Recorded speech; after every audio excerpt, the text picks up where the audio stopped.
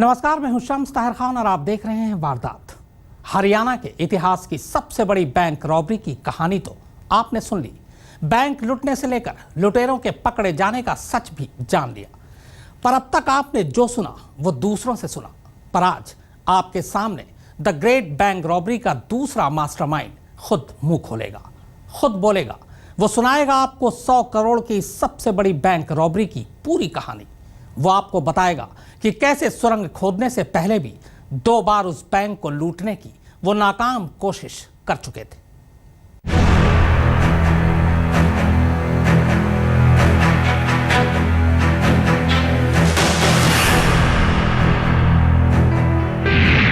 The great robbery में चौंकाने वाला खुलासा।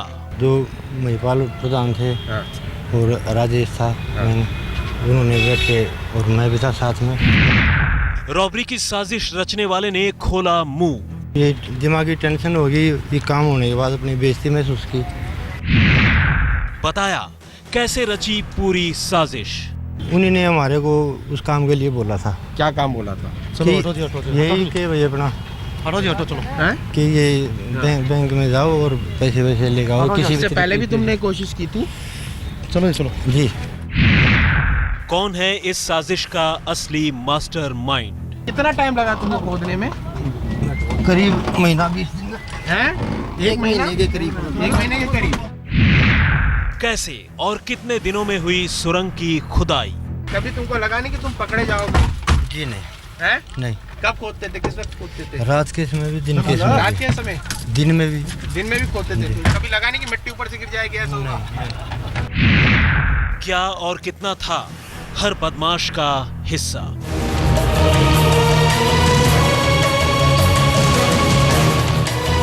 एक खाली मकान से शुरू होकर बैंक के लॉकर रूम में खुलने वाली ये सुरंग जितनी गहरी और घुमावदार है, इस सुरंग के जरिए अंजाम दी गई हरियाणा की सबसे बड़ी बैंक रॉबरी की साजिश कहीं उससे भी ज्यादा गहरी और उलझी हुई।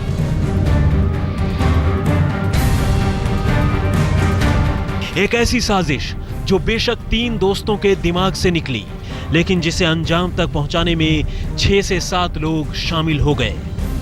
और रातों रात अमीर बनने की लालच में इन लोगों ने न सिर्फ 100 फुट की सुरंग खोद डाली, बल्कि इसी सुरंग के जरिए बैंक के 86 लॉकर तोड़कर कई लोगों को कंगाल कर दिया।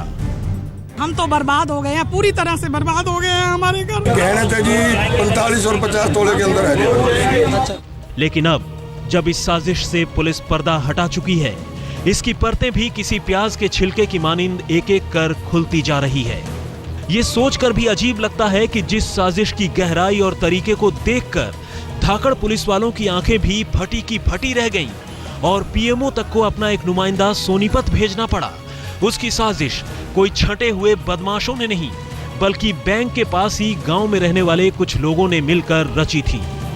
और तो और इस रॉबरी से पहले ही बदमाशों ने लूट के माल के बंटवारे का भी पूरा हिसाब किताब तैयार कर रखा था।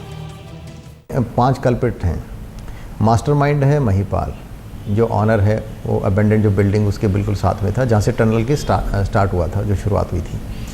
उसने प्लान की थी कि भी ऐसे जो है हम इसको करें, तो मुझे तुम 50% शेयर दे दो, 50% तुम करो, मैं तुम्हें शील्ड करूँगा और काफ़ी सपोर्ट करूँगा। तो उसका सपोर्ट भी था, उसका जो है उसका आइडिया भी था और फैसिलिटेट भी किया था उसने।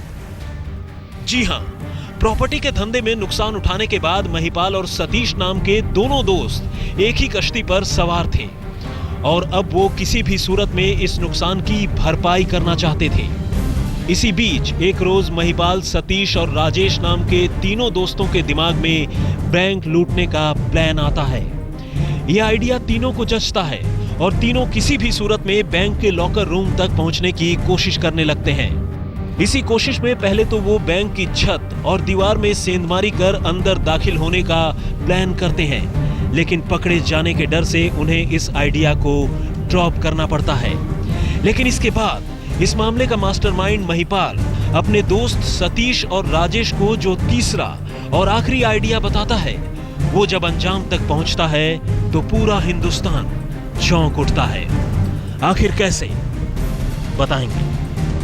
30 दिन की खुदाई, 84 फीट सुरंग, लगभग 50 किलो जेवरात गायब।